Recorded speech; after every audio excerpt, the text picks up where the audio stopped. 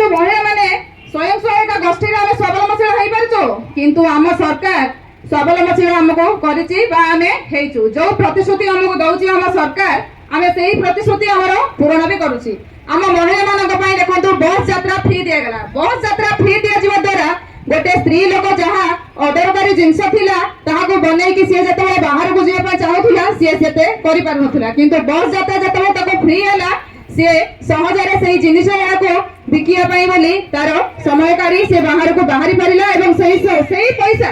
जो 200 टंका से टिकट रे नै थांदा सेही 200 टंका तार रहिला। सेही 200 टंका रहिबा द्वारा हम सरकार ही हमको देले सरकार पाखको आमे देलु सरकार सेही पैसा को आम मानक पाखको देले एवं 1000 टंका लेखाए आमर